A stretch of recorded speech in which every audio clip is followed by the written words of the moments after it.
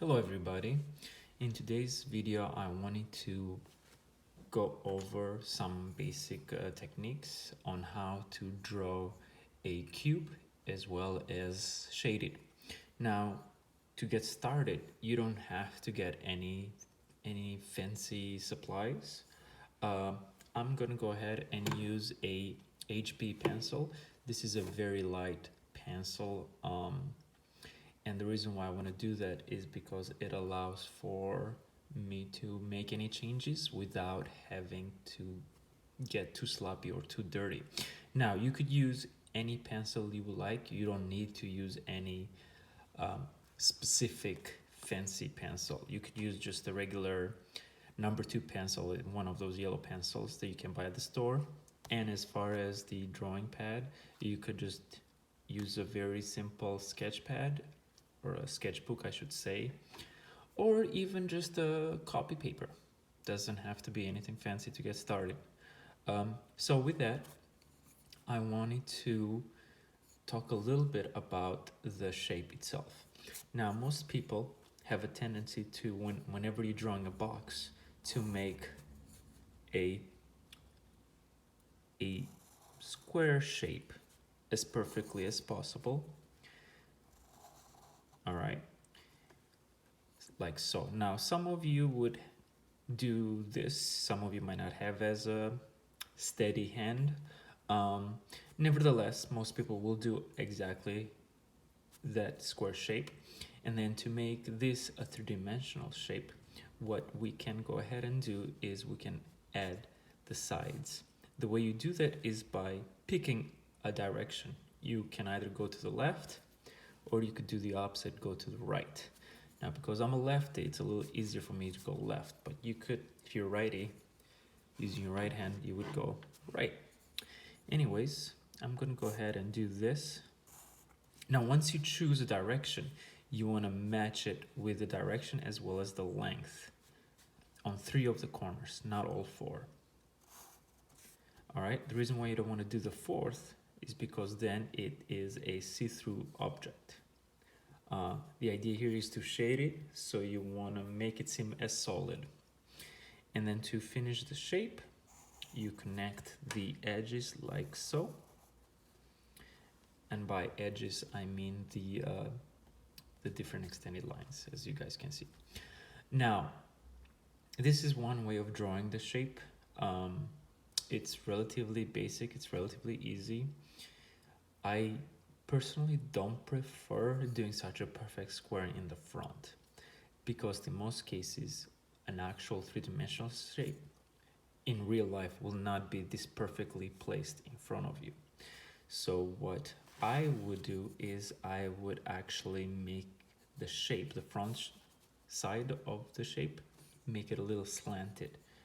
So I would start with a straight line, but then I would make the side a little bit sideways, kind of like that.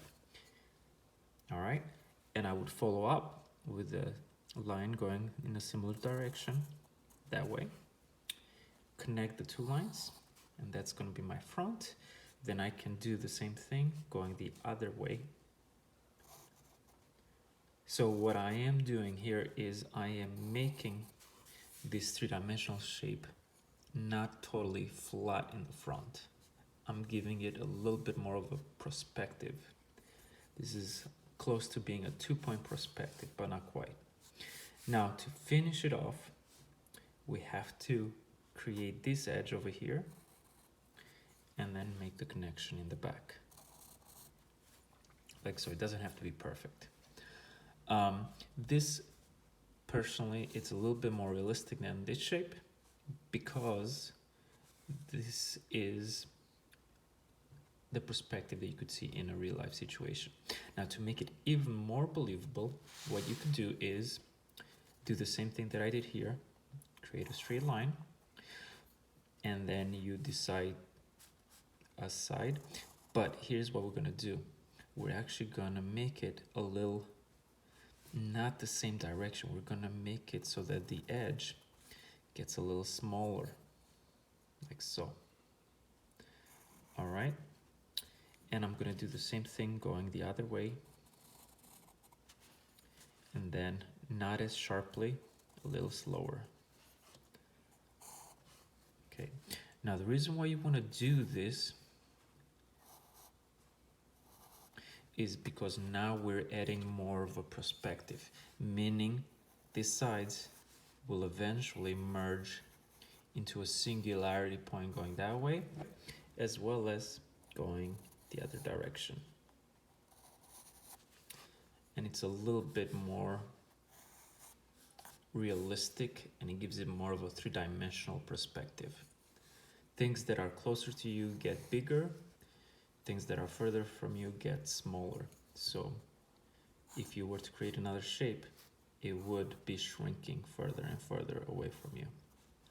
Anyways, that's for another lesson. So today I'm going to go ahead and focus on this particular shape to do our shading.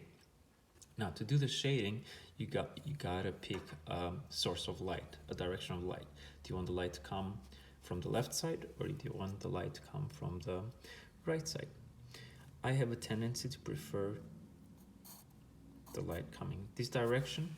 So what that means is that the side that's facing away from the light source will be the darkest. So you can go ahead and start shading this side. All right, like so. Now your shading might not be perfect. It does take some practice to make smoother, softer shading.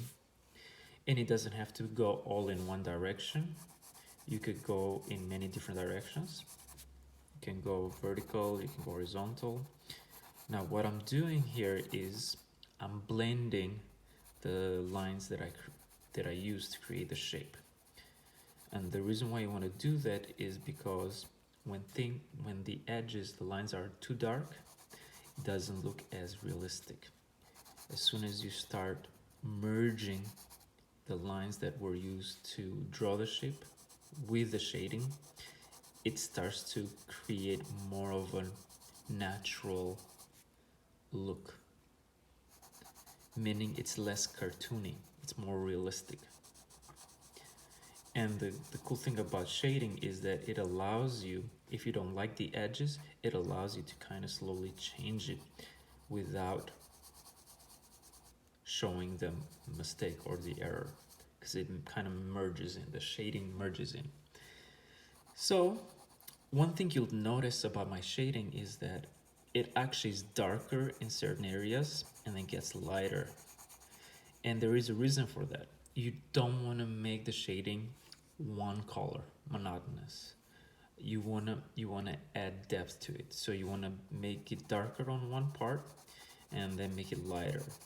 Now in this particular case, I'm not using any reason. I'm making the edge here darker and a little lighter this way.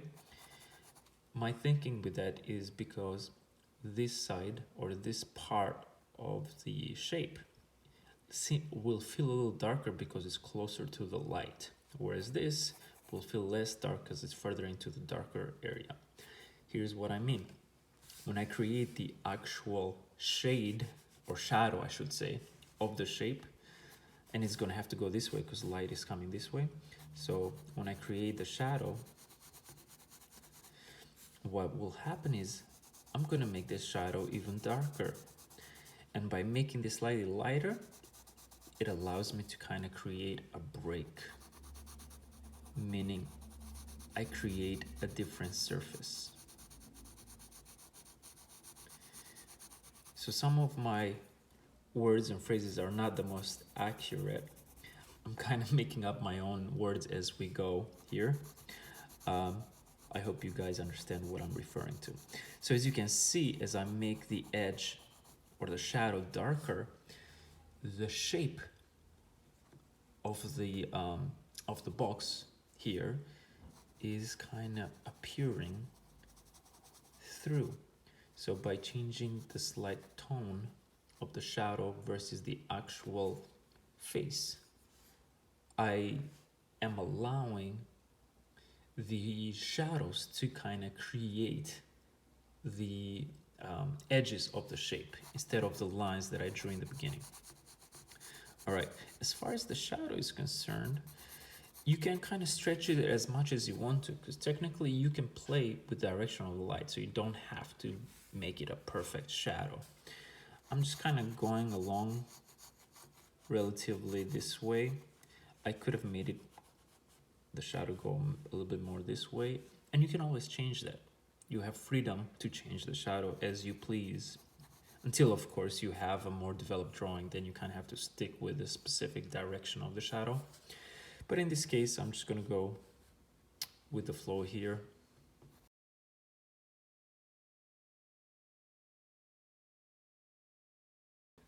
Now, I need to shade even the lighter area. And the reason why I want to do that is, well, you don't want to have these lines be so visible. The less lines you have in a drawing, the more realistic the shape will look like. Now, I drew these lines a little too dark, unfortunately, and I might have to use an eraser to actually weaken them, because my goal is at the end is to use the shadows to define the sides of this shape, not the actual lines that I used to draw it in the first place. They're mainly there to kind of help me know where to draw the shape itself. But once you know where the shape is going, you no longer need these lines, the edges. You want them to actually blend in. I decided not to use the eraser. Instead, what I'm gonna do is I'm gonna go ahead and extend the shadow more this way, so that I can remove the line that I used, or make it blend in with the shadow. All right.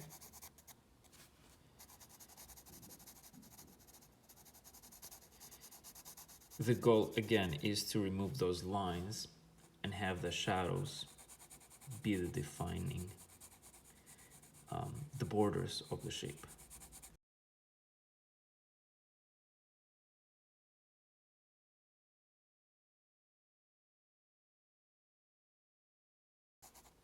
And this light source has to be very close behind this shape in order for the shadow to be so wide. Now that I think about it, it should be very close to here. Anyways, I'm gonna go ahead and put some shading on top here as well. Now the top and the side is almost same color, so I'm gonna make this a little dark now. And I'm gonna try my best to kind of blend in this edge with a shadow. Again, I don't like leaving lines. I want to blend them in with the actual side. So I gotta go a little darker now, simply because my lines were a little too dark to begin with.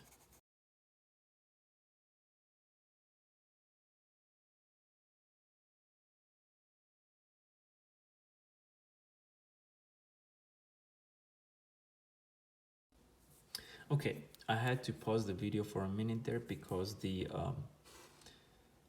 boiler decided to go on, so it became too loud. Now I'm gonna go ahead and erase some of this shading, because the shadow now is too wide, more wider than I would like it. It could happen if the light source is very close to the shape itself, the shadow tends to become wider, but I don't like it. So I'm gonna go ahead and try and remove some of it. And if you use a relatively soft shading technique, this will be relatively easy to erase, as you can see. And the cool thing is, because shadows can have multiple angles, meaning multiple light sources, like in a room with multiple light sources, you will get different, just like my finger here has different shadows. One is very dark, and then the sides are a little lighter, because there's a light source this way and there's a large light source going that way. Okay, so anyways, I'm gonna go ahead and shade this a little bit more. Oh, another thing I wanted to do is excuse me, this edge over here is too dark. This line is too dark. So I'm gonna go ahead and erase it because I want the shading to actually define the shape, not the actual line. So I want to use the shading there to kind of define the edge instead, because if you're able to absorb the edges with the shading, the shape looks more realistic and more three-dimensional. If you leave the lines on a shape, then it looks more cartoony. So if you want to draw something that looks cartoony, all you gotta do is just draw much darker lines. Whereas if you want to make something realistic, you want to go very soft. So when you do your first squares, when you want to create your cube shape, draw the lines very softly. The softer it is, the easier it will be to merge them in the shading. Whereas now I'm kind of struggling to merge this with the shading. So because of that, I'm gonna go ahead and erase a little bit, make it a little softer here. But yeah, that's a little better now. And I'm gonna go ahead and shade it. Again, the goal is to have it merge.